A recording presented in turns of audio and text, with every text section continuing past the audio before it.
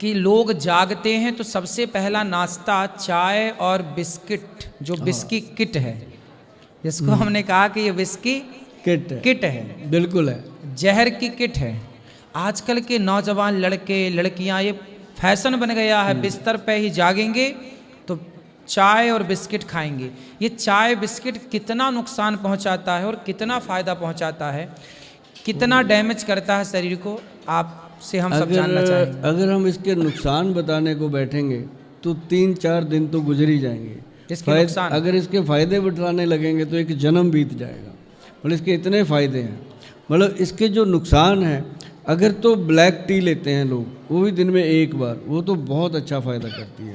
अगर उसमें चाय पत्ती के अंदर दूध मिला दिया, उसके अंदर चीनी मिला दी, शक्कर मिला दी, तो वो मतलब जो फ़ायदा था शरीर को हो रहा, उसमें भी उसका डबल नुकसान हो जाता है। बिल्कुल। लेकिन जो बिस्किट खाते हैं साथ में, ये बात आपने बिल्कुल दुरुस्त कही है। आजकल एक रिवाज हो गया, जब आप चाय पीने, कोई चाय देता है आपको तो साथ में कहता है एक बिस्किट खा लो, खाली पेट चाय नहीं पीते।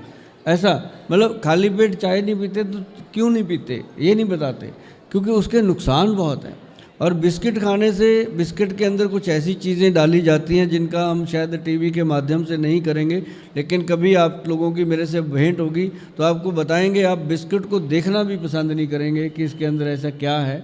लेकिन मैं एक चीज़ बताऊं महाराज जी, कि यदि सुबह सबसे पहले पेट को आप क्या देते हो, अपने पेट को आप क्या देते हो, चाय।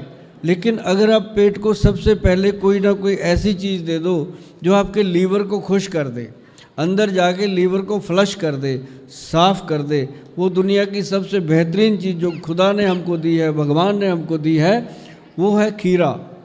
आप देखिए खीरा महाराज जी, पहले क्या होता था, हम खीरे को काटते थे, उसका जहर निकालते, हाँ। रगड़ रगड़ के। अब लोग तोड़ते हैं, बहुत सियाने हो गए हैं कि अब इसको तोड़ दो, जहर ख़त्म हो गया, क्योंकि कड़वा नहीं लगता तो जहर नहीं है, लेकिन होता है।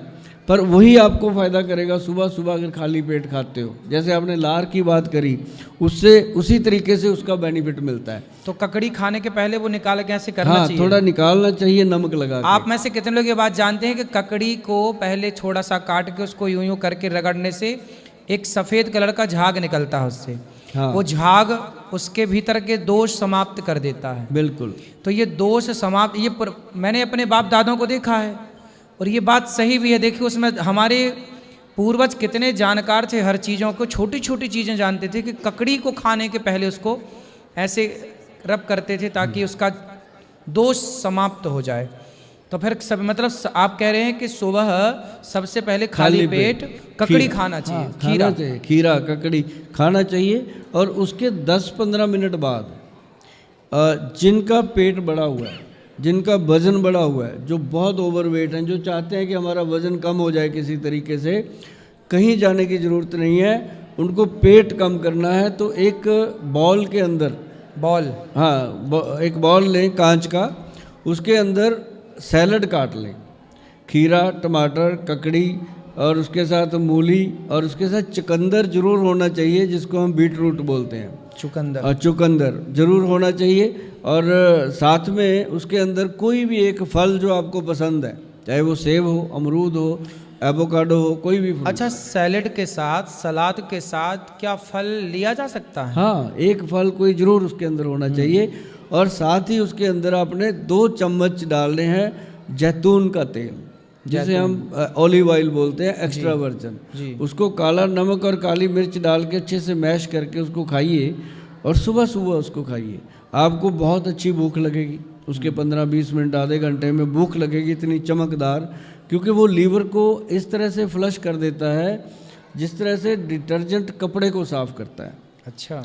हाँ, और जब आपको भूख लगनी शुरू हो, आप खाना खाइए और उसमें थोड़ा प्रिकॉशन लीजिए। अगर वेट ज़्यादा है तो कोशिश करिए कि तले वाले पराठे ना खाइए, उसमें बड़ी खुश्क चपातियाँ ले लीजिए, या उसके साथ दाल सब्जी ले लीजिए। जाके बटर लगा के जो पराठे खाते हैं वो फिर सीधा हॉस्पिटल जाते हैं, वहाँ फिर जाकर के पराठों का बिल तो चुकाना ही पड़ता है। तो हमारे भैया श्री सुभाष गोयल जी का बहुत बहुत धन्यवाद करें हम सब लोग, तालियों के साथ इनका सम्मान स्वागत करें। आप आते रहें और भी आपके साथ इस तरह से चर्चा करेंगे आगे। और अपने दर्शकों को, भक्तों को बताएंगे कि किस तरह आप घर में स्वस्थ रहें। आपका स्वस्थ रहना बहुत आवश्यक है। आप सब सुखी रहें, प्रसन्न रहें।